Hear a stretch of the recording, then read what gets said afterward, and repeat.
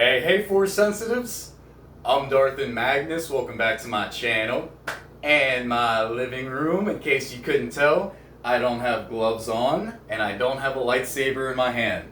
There's a reason behind that, and the reason is that I finally reached 900 subscribers. Alright? Alright? I love it. Love it. I love all your support. I love everything you guys do, the comments that you guys make. It's all very encouraging. I wouldn't be able to do what I do without your support. I love doing this stuff. It started out as a hobby, and it still is a hobby, but because you guys enjoy it so much, I not only want to make these videos for fun, I also like making these videos for you guys, okay? So I have a special treat for you guys. I am going to go over my top 3 Star Wars Legends Old Republic novels, okay? We're going to start at number 3, then number 2, and then number 1 as my favorite, alright? So let's get into it. I know you guys are excited to see what I have planned for you guys, alright? So this is going to be the first book, Star Wars Knight Errant, okay? Main character, Kara Holt. She is one of the most interesting Jedi during the New Sith Wars, which takes place about 2,000 years to 1,000 years before the Battle of Yavin. Alright? It's also known as the 1,000 Years of Darkness. Okay? So it's just almost continuous wars between the Sith and the Republic. And the Sith aren't united in this time period. They were at first, at the very beginning, and a few Dark Lords rise up through the 1,000 years and take control of the Sith, and they regain momentum, and then they get betrayed by their inferior Sith, by them ganging up on the stronger Sith, and then once they defeat the stronger Sith, the weaker Sith take over, and then there's a bunch of infighting, so they're never quite able to take over the Republic, though they come close many times. It's always the infighting that stops the Sith, okay? So, allow me to read this, the back of this book, okay, for you guys. 1,000 years before Luke Skywalker, a generation before Darth Bane, in a galaxy far, far away. The Republic is in crisis. The Sith roam unchecked, vying with one another to dominate the galaxy. But one lone Jedi, Kara Holt, is determined to take down the Dark Lords. Her enemies are strange and many. I might butcher these Sith Lord names, so forgive me. Lord Diamond, who imagines himself the creator of the universe. Lord Odeon, who intends to be its destroyer. The curious siblings Quillen and Dromica, and a Sith Lord named Arcadia. So many warring Sith weaving a patchwork of brutality, with only Kara Holt to defend the innocents caught underfoot.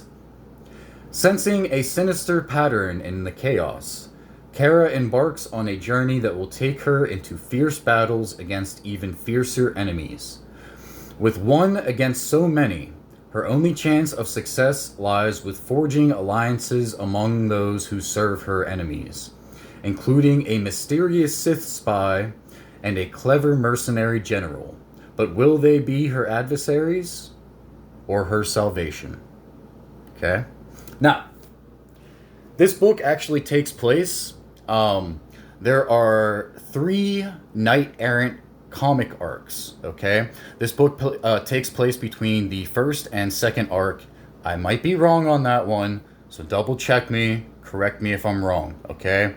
Definitely correct me if I'm wrong, alright? I don't want to be wrong. Please do so. So, like I said, this takes place before, or in between the first Knight Errant arc and the second Knight Errant arc, okay? Now, this begins 1,032 years before the Battle of Yavin, okay? So that's about 3 decades before Darth Bane comes along, and the Brotherhood of Darkness. Now, the Sith of this time are many, and they have pockets of empires, their own little empires throughout the Outer Rim and stretching into the mid-rim. It got so bad that the relays, basically like carrying news, broke down, and only the Republic core worlds and some of the mid worlds still have those relays working, but not the Outer Rim and not the Mid Rim worlds that are Sith controlled, which sucks for the people under the Sith rule because they don't get any of the news that they should be getting. The only news that they have is the one that the Sith Lords give them. They are slaves. They are forced to be soldiers. They are forced to be builders. And they live and they pass away doing all this work for these Sith Lords. When one dies or passes away or gets unalived, another will take its place, and the cycle will just begin all over again. Now, what started this period was a Jedi Master. I believe his name was Master Phineas or Fanius. Okay, I know it's a very silly name. But he brought a new philosophy to the Jedi High Council, and his philosophy was refused and rejected. And he became the first of the Lost. Now, Count Dooku was, I believe, the last Jedi of the Lost. You can see them. They have little statues of them, I believe, in Episode 2 when Obi-Wan is in the library looking for Kamino. So basically, Master Fanius, he left the Jedi Order, and at this point in time, this is about 2,000 years before the Battle of Yavin, alright? The Sith are basically kind of like a myth at this point. Nobody really knows if they're out there, but he decides to go out there and find them and learn all the dark side secrets from them. And he does. He finds them. He changes his name to Darth Ruin, which I think is one of the best names because of what happens, which I'm about to explain to you guys. He rallies all the Sith to his cause. He creates his own little Sith empire.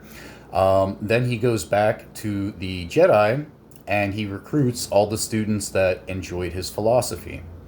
Now, the very last lines of his philosophy are, "There is nothing, only me." Okay? There is nothing, only me. That shows how insane that these Sith of this era have become. Alright? Because they're very selfish. They were already self-centered to begin with, but now with that philosophy, they're even more selfish. And Darth Ruin was actually doing a pretty good job at battling the Jedi and the Republic. And this won't ruin the book, okay? I won't do spoilers for any of the books. But Darth Ruin eventually, he gets defeated by his underlings. Because what happens is that when Darth Ruin battles with the Republic and the Jedi, he sends wave after wave of Sith. Even though they're going to be unalived, he doesn't care. And the Sith under him notice that, and they feel betrayed. So they end up unaliving him, and then taking over his empire, which splits into many different factions. Again, but this time they're a lot more organized. And, yeah, so it begins a 1,000-year war from 2,000 years before the Battle of Yavin to 1,000 years before the Battle of Yavin when Darth Bane comes along and he basically changes up the Sith with the rule of 2. Okay? Now, like I said, this book takes place 1,032 years before the Battle of Yavin, so about 3 decades before Bane comes along. During the 1,000 Years of Darkness, which is also referenced as the New Sith Wars, so it could be called either or, the 1,000 Years of Darkness or the New Sith Wars, there were a decent amount of Dark Lords that would rise and fall. They would rise, gather up all the Sith together, fight them, against the Jedi and the Republic. They would get so close and defeating, but infighting always happens. Okay, it always takes place, and when that happens, their plans basically fall apart. They even made it to Coruscant one time, and before they could do anything to win the battle, the infighting took place, and their forces got defeated. They had to retreat. Okay, so when Kara Holt comes along, she's basically a volunteer to go out into Sith space and try to give supplies to the slave workers that are under the Sith Lords. Um, Now, this starts her journey. Something big happens. I won't ruin it, all right? And she's basically stranded out in Sith space, and she takes it upon herself to sabotage as many Sith as she possibly can.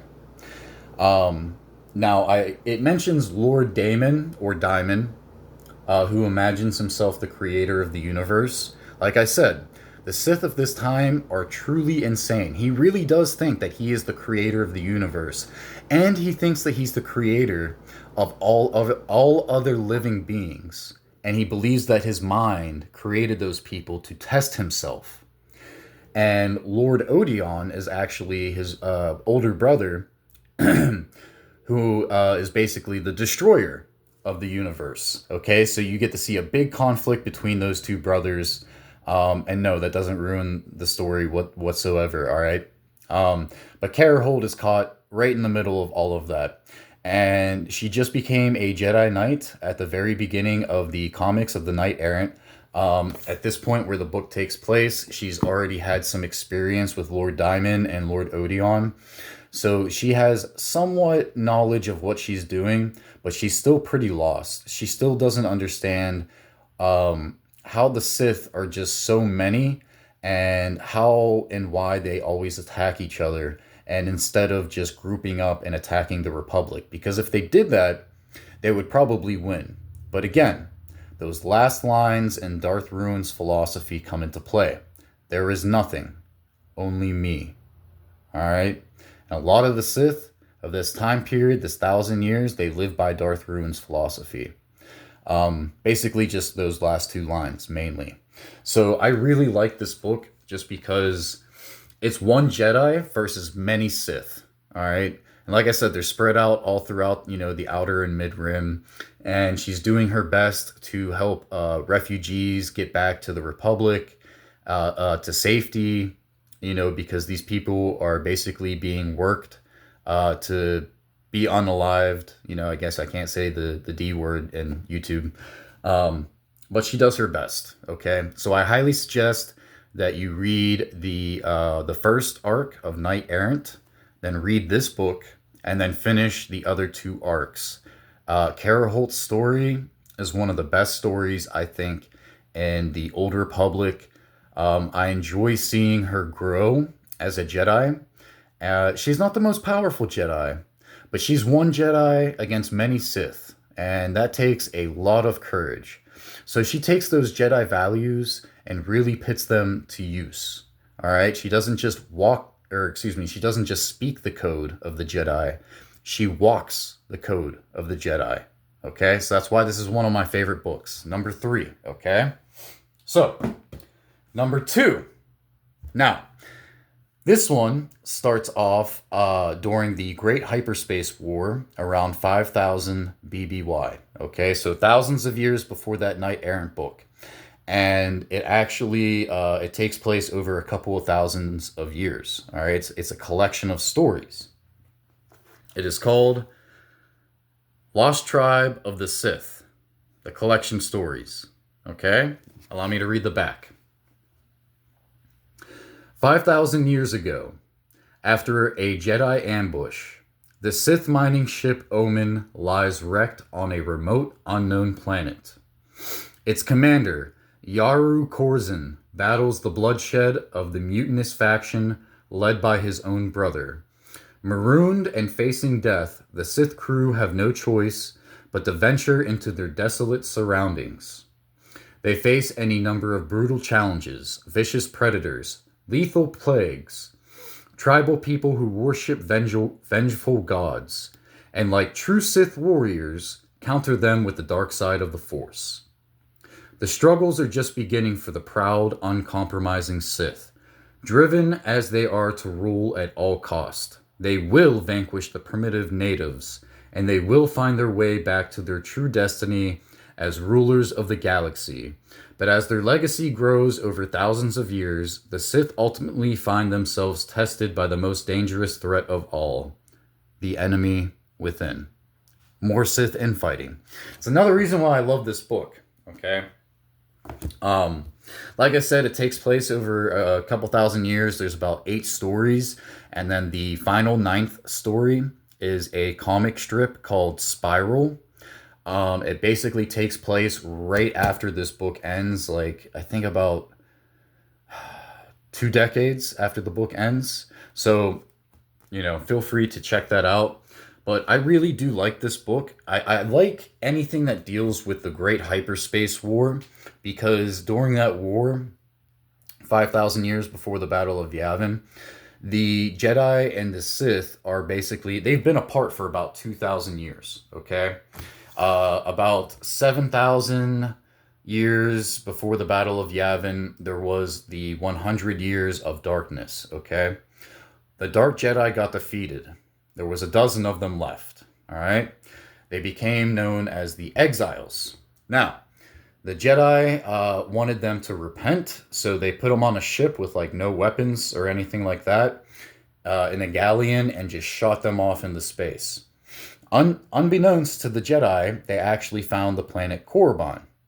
Now, in Korriban, they realized that basically the entire Sith species was force sensitive, and they already had a caste system in place. The Dark Jedi used their fantastic powers that were basically beyond what the Sith had. They unalived the Sith ruler at the time, I think was Hakagram Grouch. Please correct me if I'm wrong, especially Star Wars Brain Busters if you're watching. He is our Brotherhood's master historian. He's a lore master, okay? Feel free to check out his channel. Ask him questions about any kind of lore for Star Wars Legends. He will tell you anything you want to know. But I really like this book just because it doesn't take place during the Great Hyperspace War. They crash land on a planet called Kashiri. Or Kesh, I'm sorry. They crash land on a planet called Kesh. And I believe there is a magnetic field around the planet to where they can't send out signals. Their ship is damaged. The planet doesn't have the resources to repair the ship. So they're basically just stuck there for thousands of years. That's why they become the lost tribe of the Sith. They set up a caste system that gets challenged multiple times. They enslave the native population, things like that. It's a really different look at what the Sith of that time period, 5,000 years before the Battle of Yavin, were like. It's very different from the ones from the new Sith Wars, from the Knight Errant, book that I just showed you. In case you couldn't tell, I love seeing what the Sith are like. I like seeing their philosophy. And in this time period, the commander of that ship, Yaru Corzin, he does his best to establish a caste system and a rule that will last thousands of years. But I'm not going to spoil anything in the book. Trust me, this is just all on the back of the book. And plus a little bit of knowledge that isn't in the book whatsoever that I'm giving you guys right now. Okay? And like I said, at the very end of this book, there is a comic strip called Spiral. And it continues about 2 decades after the end of this book. And this book stretches out a few thousand years. Okay? All right. Number 2 favorite. Let's go on to my first and favorite book. All right. I got to grab a lightsaber for this one. So, this lightsaber is called the Malice. All right? It was modeled after Darth Malgus' lightsaber, okay, during the Great Galactic Wars. Okay, I did a crimson red blade. This thing is awesome. It's heavy. It's definitely meant for somebody who is not 5'8" like me, and very muscular, let's just say that. Because Darth Malgus, he is a beast of a Sith Lord. And you'll see him in the cinematic trailers for Star Wars The Old Republic, okay? But I just wanted to give you guys a good look at his lightsaber since I actually own the model, okay? This axe, I love this axe, man. Oh, beautiful. So, in case you couldn't tell, my number one favorite book is Deceived. There's Darth Malgus right there. All right. So, you actually get to see his journey through three of the Star Wars The Old Republic trailers, the original ones. The ones with where the Sith returned to Korriban after being gone for like, what was it, 1,300 years? Maybe a little bit over that. Yeah. And you'll see Darth Malgus and his master basically land on the space station outside of Korriban and fight the Jedi that are in there. And then you'll see him on Alderaan also taking over that planet and then fighting the soldiers trying to take it back.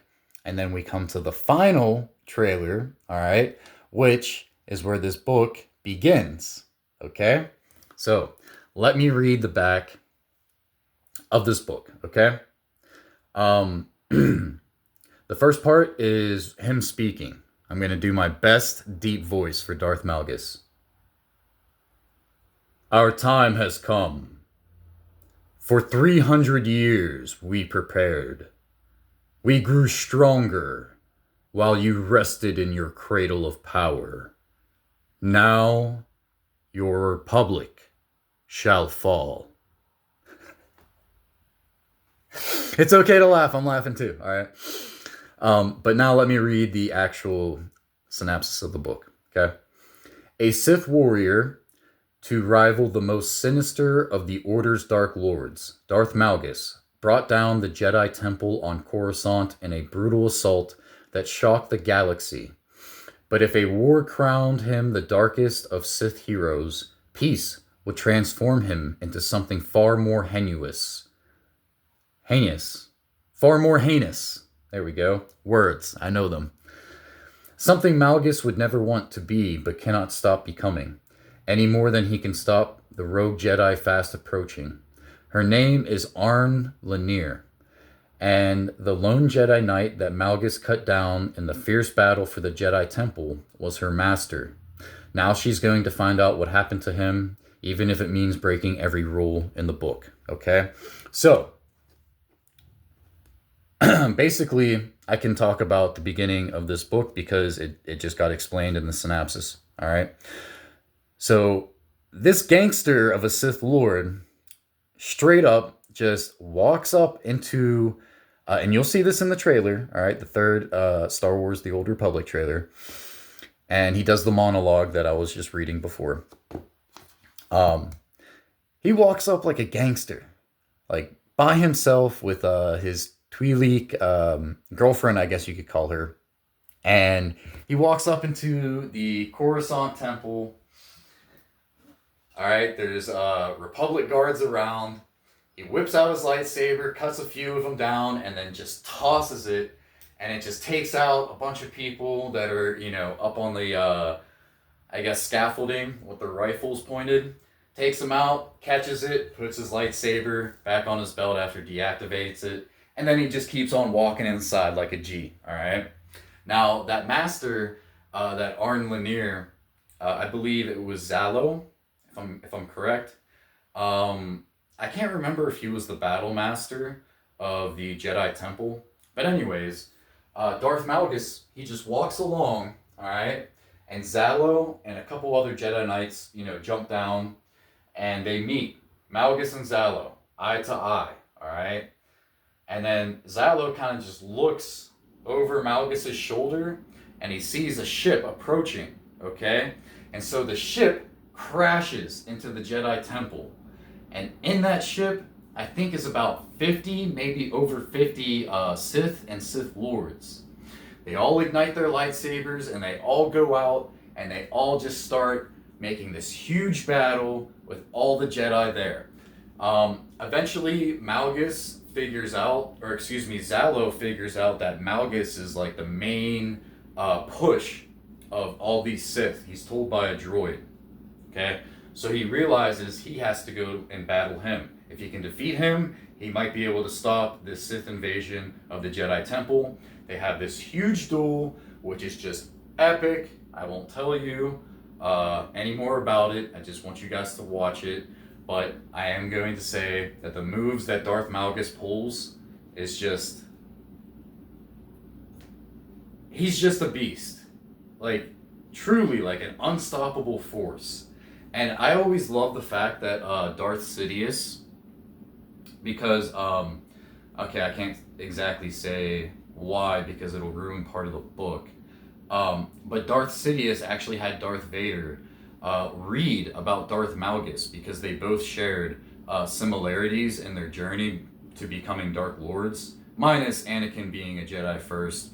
Malgus was always a Sith, okay? But their journey has a great similarity to it. You know, Vader is a powerhouse, just like Darth Malgus was.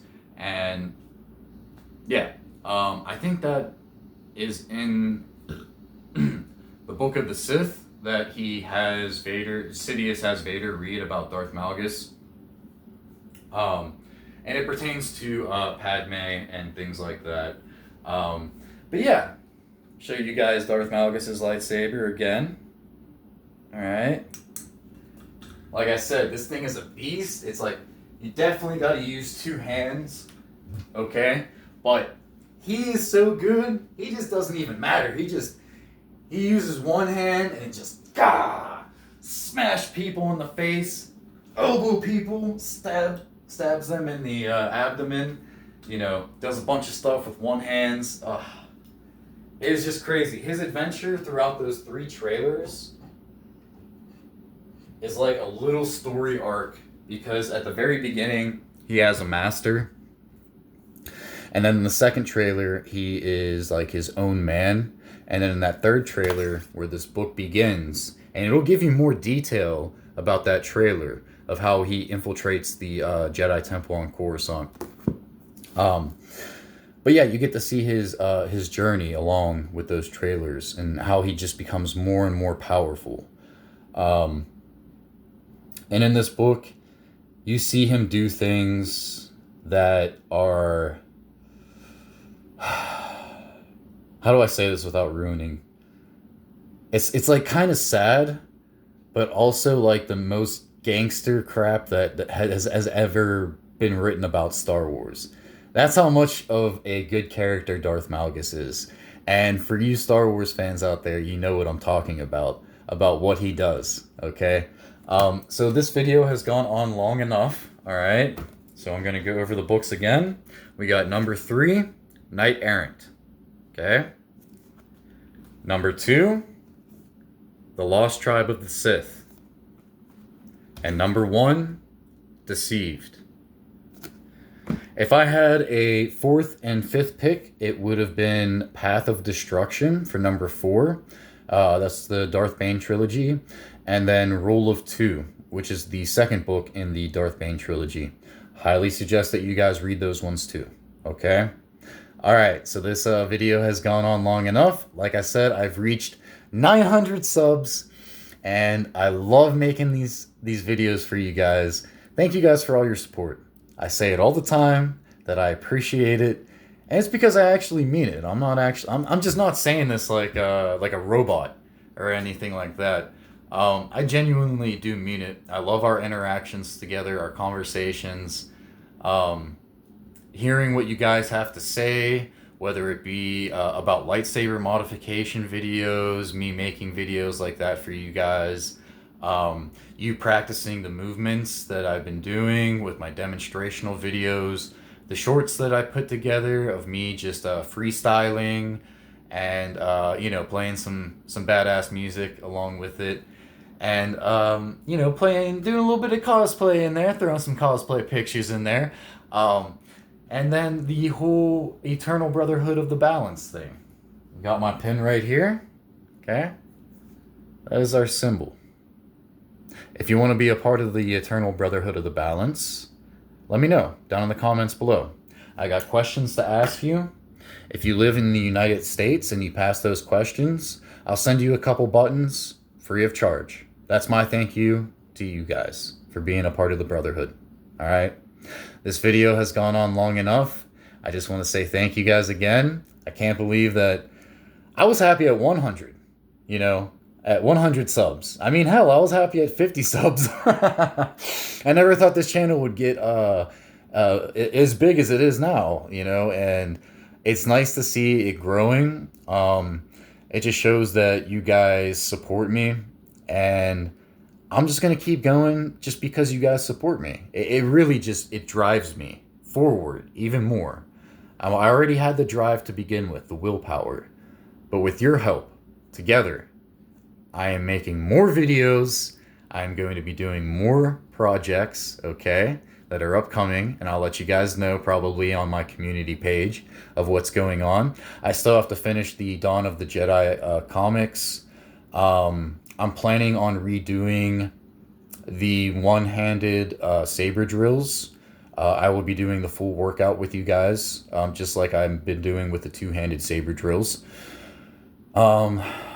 But yeah, that's pretty much it. I will let you guys go. Thank you guys for staying. I do appreciate it. Wow. Okay, yeah, over 30 minutes. Okay. Didn't know I'd be talking this long. All right. So, I'm Darth and Magnus. May the Force be with you, and may that balance keep you, my friends. You guys, take care.